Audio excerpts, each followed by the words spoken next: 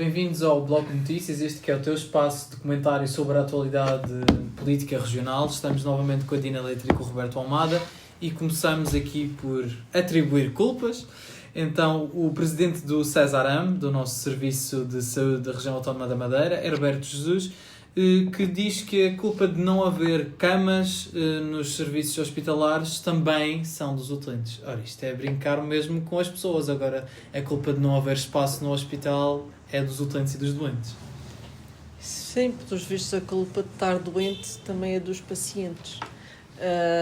Isto nota claramente o ponto a que a nossa saúde chegou, em que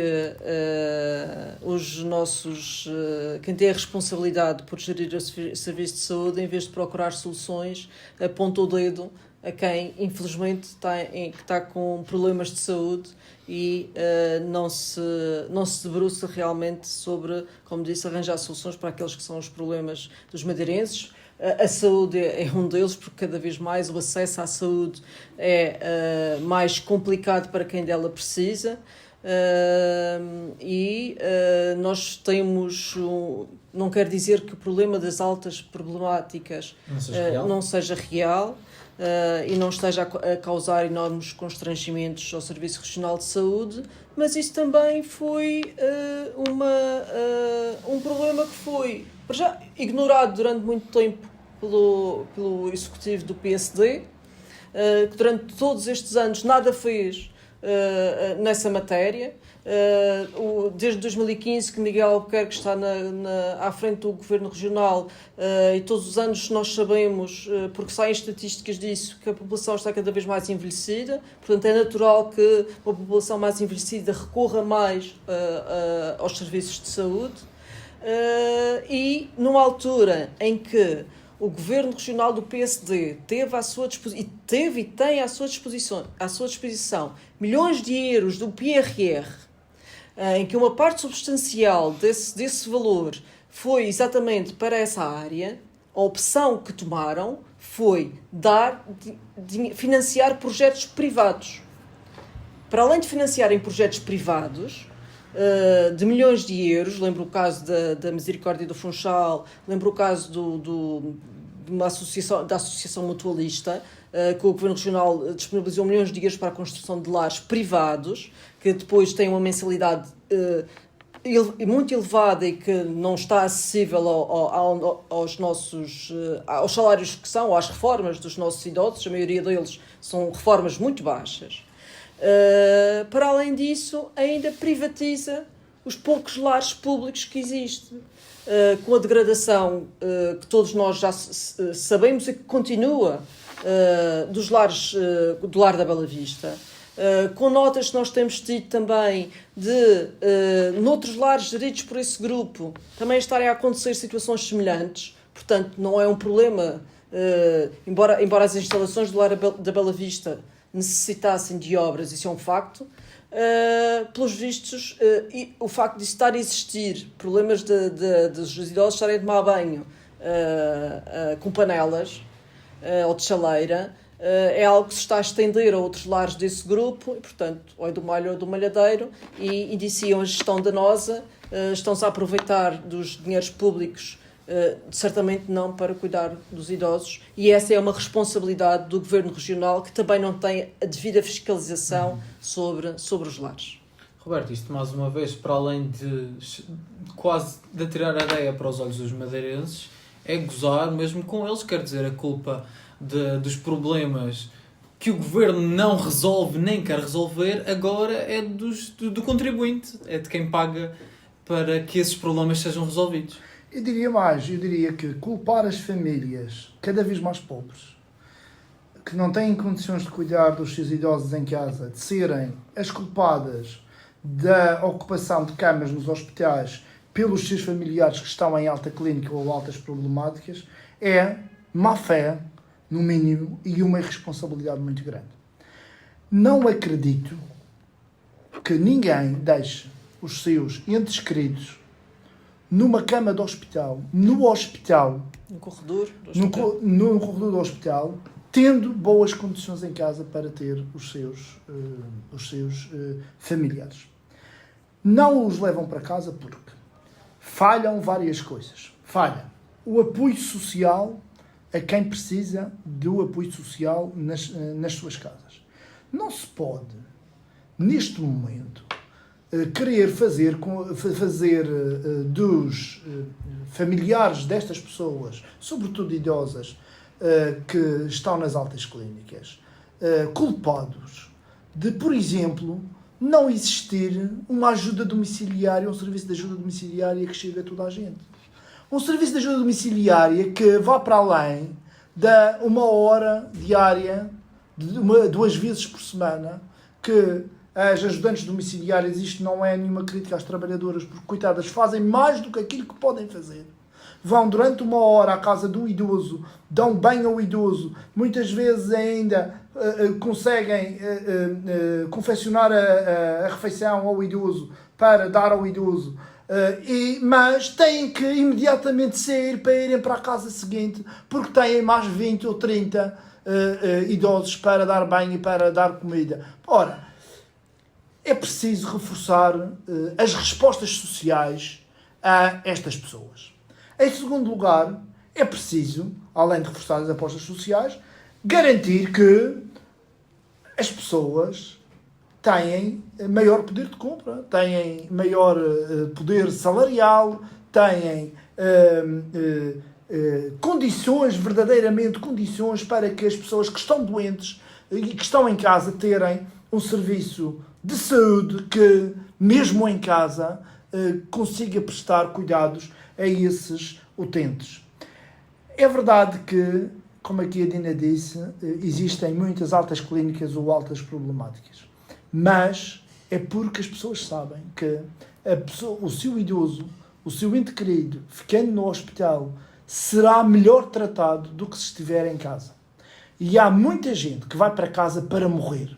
Eu arrisco-me a dizer que há pessoas que ficam em altas clínicas e altas problemáticas que, se tivessem ido para casa, morriam mais cedo porque as famílias não conseguem garantir, não é por mal, não é por má vontade, mas não têm as condições de garantir melhores cuidados para essas mesmas pessoas. E, portanto, o Dr. Herberto Jesus, que é médico, que sabe estas coisas, como é que funcionam, deveria ser menos ventríloco do secretário regional da saúde, devia ser menos o porta-voz do secretário regional de saúde, que só diz asneiras e só diz barbaridades, e devia ter a noção de que aquelas pessoas que estão no Hospital dos Marmeleiros, no Hospital Nélio Mendonça, estão ali por necessidade. É claro que é um problema que é necessário resolver.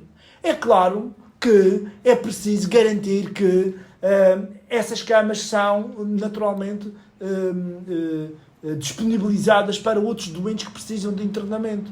Mas é preciso criar essas respostas, e há muitos anos que o Bloco de Esquerda, no Parlamento, alerta para a necessidade de construir não só lares de idosos, como estruturas intermédias para cuidar destas pessoas, como é o Dr. João de Almada e como existe no Dr. João de Almada, outras estruturas para cuidar destes idosos, e riam-se de nós e gozavam das propostas que nós fazíamos, que nós não percebíamos nada disso. Ora, nestas coisas eu preferia nem ter razão. Eu preferia que o Bloco não tivesse razão, mas infelizmente tinha. Desde pelo menos 2006, nós estamos em 2025, há quase 20 anos, que eu me recordo, há quase 20 anos, que o Bloco vem propondo alternativas para que as altas problemáticas tenham uma solução. Há 20 anos que nos ouvem, há 20 anos que nos ignoram, e há 20 anos que as pessoas sofrem. Isso acaba também por nos levar um pouco ao segundo ponto, porque falaste aí que muita gente não tem condições em casa para ter os seus familiares. Isto também acaba por nos levar um pouco à crise da habitação, sendo que esta crise da habitação é apenas para alguns. Ora, sabemos por notícia que o novo presidente do Serviço Regional de Proteção Civil, Richard Marques, vai morar num T2 no Caniço, e sendo que isto será uma despesa que será suportada pela região. Ou seja, serão 1.500 euros de renda que serão pagas a este presidente. parece que, depois de sabermos disto, parece que o problema de acesso à habitação é mesmo só para alguns, porque não sei se... penso que a grande maioria dos madeirenses também não se sentiria nada chateada se tivesse um apoio à renda que este senhor Sim, dispõe. penso que os funcionários públicos, já que estamos a falar da administração pública, não se importariam de ter esse tipo de apoio à renda, porque é inconcebível. Eu ainda não sei como é que apareceu este senhor, se foi por concurso público, como é que surgiu. Como é que surgiu esse desconhecido na proteção civil, a liderar o processo de proteção civil? Pelo menos eu desconheço qual é o seu currículo. Se for igual ao anterior, estamos bem tramados. Mas de facto é inconcebível que o governo regional, mais uma vez, faz favores aos amigos e contrata uma pessoa com esses benefícios todos que a maioria da população, a maioria dos mortais está vedado esse tipo de apoio. Mas, de facto, eu queria dizer que a crise da habitação é um problema. Estamos numa emergência já da habitação.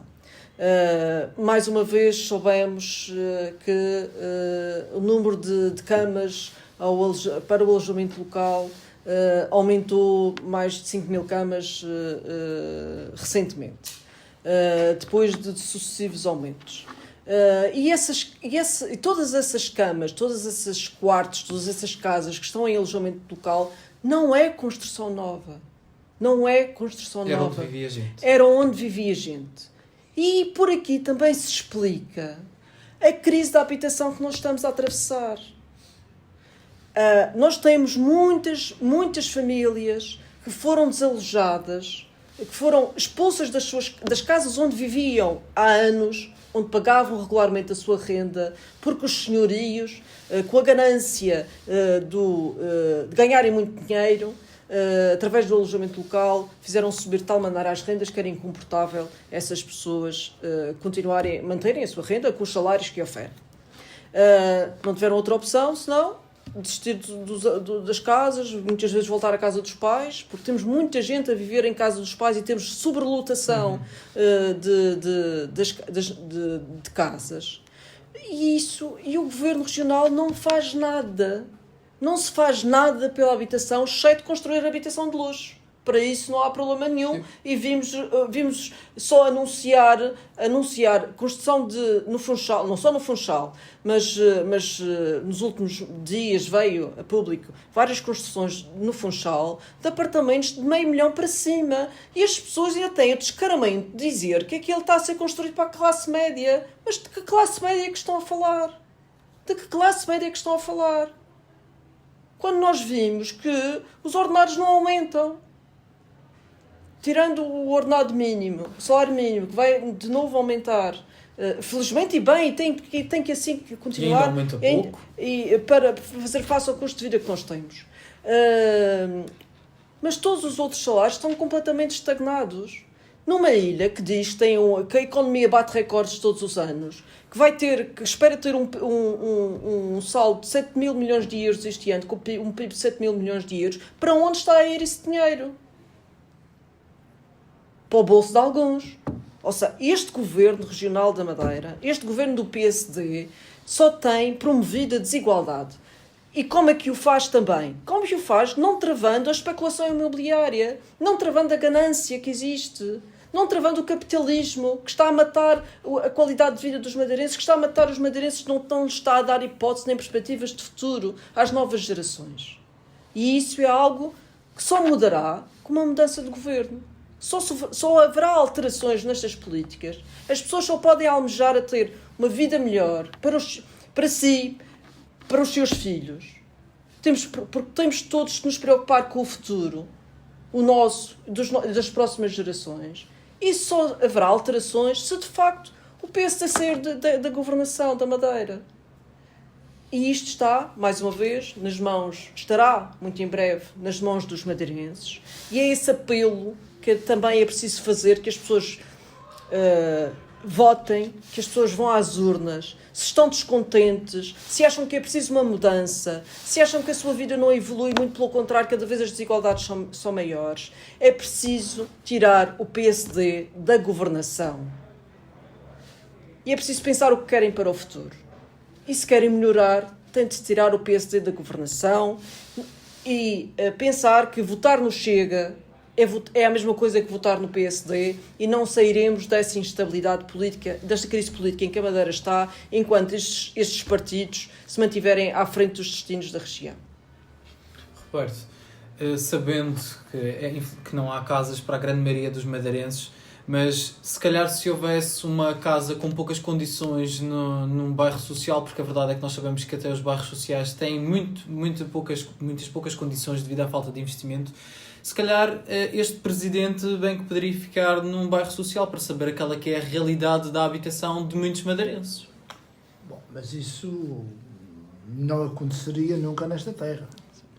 Este senhor não é residente na Madeira, ele veio de fora da região, naturalmente não tinha cá casa e deve ganhar tão mal que não pode pagar uma renda, e o governo regional lá arranjou um apartamento a 1.500 euros, onde durante 3 anos, no mínimo, vai pagar esses 1.500 para este senhor poder ter uma habitação na nossa região.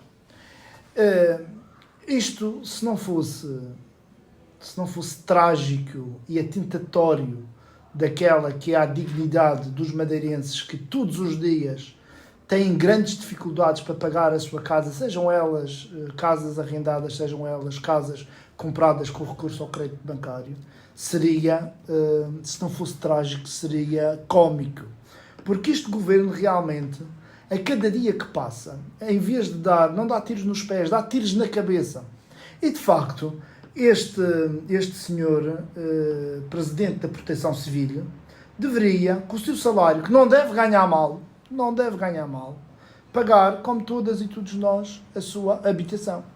Agora, é evidente que dir-me-ão que se fosse assim ele não viria para cá. Pergunto-lhe, não teremos na região pessoas com a formação na área da Proteção Civil, entre os bombeiros, entre os militares, entre outras pessoas que de facto percebem de proteção civil, conhecem o terreno e conhecem bem a meteorologia, conhecem bem todas as questões que têm a ver com os fogos, com o combate aos fogos na nossa região. Não teríamos ninguém que pudesse ser da Proteção Civil. Ora, nos últimos 3 presidentes da Proteção Civil foi um coronel que é de Viseu, salvo erro, que nunca estava cá quando aconteciam as enxurradas e os grandes incêndios, e o coronel Nari. O outro foi um açoriano, o anterior foi um açoriano que foram buscar para a Madeira, e agora vem outro senhor, não sei de onde é que ele é, sei que é de fora da região. Que diabo? Não temos alguém que na região seja capaz de pegar na Proteção Civil. Eu sei que o cargo de Presidente da Proteção Civil é um cargo de nomeação política e de confiança política. Mas há de haver alguém que perceba de Proteção Civil na nossa região e que tenha casa na região e que não onere ainda mais o nosso orçamento. Só que isto não é novo, infelizmente. Nós temos o Estado. O Estado também não tem água com que se lave nestas questões. Todos nós sabemos que, por exemplo, os juízes colocados aqui e noutros lugares, desde que deslocados da sua área de residência, recebem todos os meses um acréscimo de 600 ou 700 euros no seu ordenado para pagar para ajuda à renda da sua habitação onde foram colocados. E, portanto, este país e esta região, neste país e nesta região, as prioridades estão todas invertidas. Aqueles que precisam de ser ajudados, que são os jovens que não conseguem comprar casa, que são os jovens e os menos jovens também, que têm grandes dificuldades quando são colocados na rua e não há alternativa, andam de pensão em pensão, andam de sítio em sítio e não há alternativa nenhuma para, de facto, abrigar essas pessoas. As medidas da habitação têm que ser diferentes e têm que ser corajosas. O Bloco, nós estamos fartos de dizer isso, o Bloco propôs no Parlamento diversas medidas. Chamaram-nos de malucos, mas há 3 ou 4 dias o governo espanhol vem propor algumas medidas, algumas delas muito semelhantes àquelas que o Bloco propôs no Parlamento. Aumentar os impostos para as pessoas que têm alojamento local, portanto, limitando o acesso ao alojamento local, fazendo com que, limitando e reduzindo o número de habitações vendidas a cidadãos estrangeiros, entre outras medidas que o governo de Espanha, que é um país muito maior do que o nosso, fez, e não parece que a Espanha vai entrar em bancarrota por causa disso. Está a cuidar daquilo que são os interesses da sua população. Neste país, e sobretudo nesta região, este governo regional de arguidos preocupa-se apenas em gastar 30 e tal mil, 40 e tal mil euros em canecas para a Secretaria Regional da Saúde, prefere gastar 1.500 euros para pagar a um destes senhores a sua renda, quando tem um ordenado que certamente poderia pagar a sua habitação. Enfim, as prioridades são todas invertidas. Só espero que o povo não inverta também as suas prioridades quando for às urnas. É que livrar a região e livrar os madeirenses destas governações desastrosas e lesivas dos direitos dos madeirenses é, sobretudo, beneficiar os madeirenses. E, portanto, é no próprio interesse dos madeirenses que este governo saia, e é no próprio interesse dos madeirenses que, no Parlamento, tenhamos forças políticas que, de facto, colocam a boca no trombone quando têm que colocar, não se ponham com paninhos quentes como JPPs e PS e outros que tais, e, efetivamente, colocam o dedo na ferida. E, desse ponto de vista, o povo é que vai decidir qual o seu futuro. Depois não se queixa. Depois não se queixa. Falando também de algo que é bastante... que é algo que os madeirenses enfrentam dia a dia, que é um aumento do custo de vida e da inflação. Temos desde há muito tempo estudos que indicam que exatamente a inflação e o custo de vida são dos principais problemas do país, e arrasta com isto, junta-se ao problema da habitação, este problema de que quem vai às compras num saco meio cheio consegue se calhar gastar 50 ou 50 e tal euros, e os madeirenses, como muitos portugueses, acabam por se ver gregos, entre aspas, para chegarem ao fim do mês. Pois, cada vez sobra mais mês e menos salário. E menos salário, mas quem continua a aumentar os seus lucros de forma escandalosa são as grandes distribuidoras, como a Sonai e o Jerónimo Martins, são os bancos que tiveram lucros fabulosos quando todos, não só cá em Portugal, mas é cá que estamos, quando as pessoas andaram e andam com a corda ao pescoço com a subida das taxas de juros do crédito à habitação, os nossos bancos tiveram lucros como nunca tiveram, estratosféricos, à custa do povo. E é preciso que as pessoas vejam isso. E é preciso taxar quem realmente tem lucros extraordinários, é preciso taxar estas grandes empresas. E é preciso taxar também os grandes contribuintes individuais. Porque ainda também acho que foi esta semana ou foi recentemente, nós temos 50 pessoas em Portugal que estão na lista da Forbes, que são as pessoas mais ricas do mundo. Temos 50 portugueses. Portanto, nós temos uma percentagem pouca de população que concentra em si uma grande parte da riqueza do país, à custa da pobreza da maioria da população. Também os números da pobreza continuam a aumentar.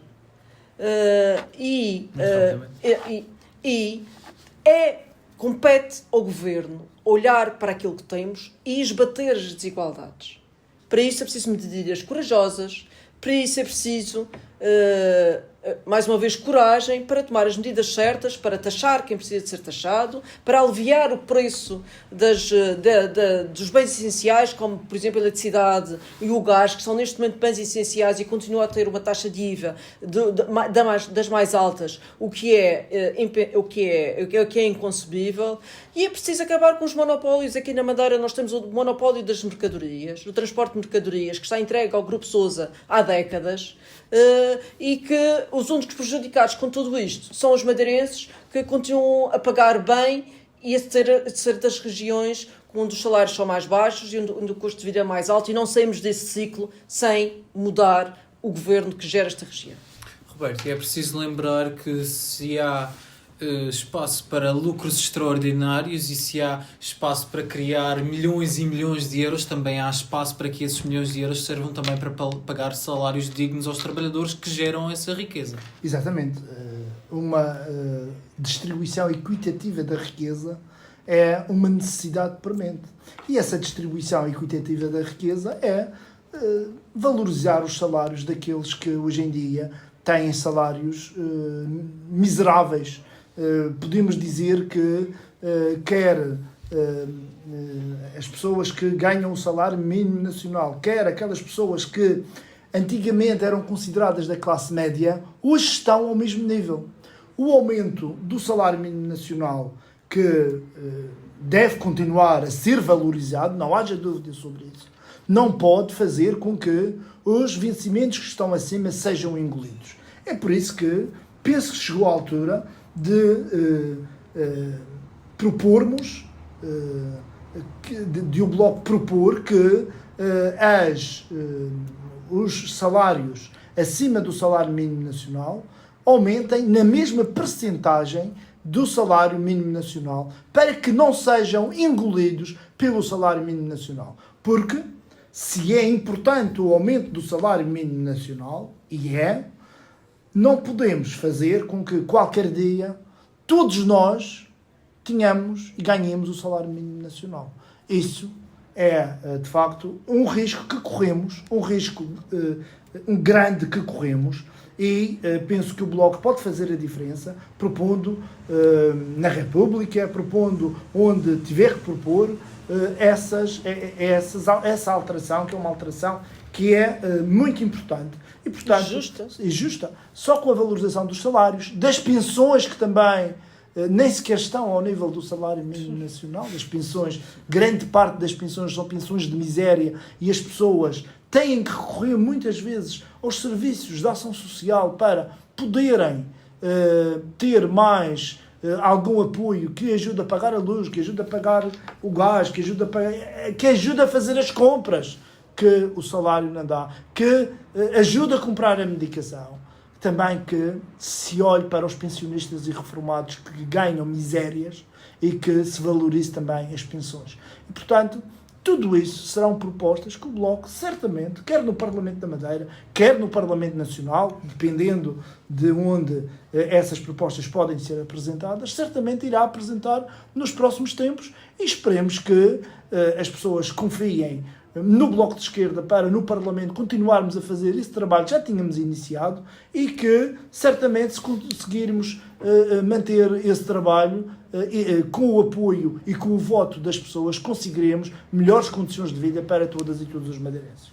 É importante lembrar, como dizias, que se os pensionistas foram bons para durante muitos e muitos anos trabalharem, agora também são bons para terem direito a uma boa pensão. Mais uma vez, obrigado Dina e obrigado Roberto, contamos convosco na próxima semana certamente e convosco também contamos desse lado. Lembrem-se que a política é feita de todos e para todos e que se assim quisermos conseguimos fazer da Madeira e do mundo um lugar melhor. Ficamos à vossa espera desse lado.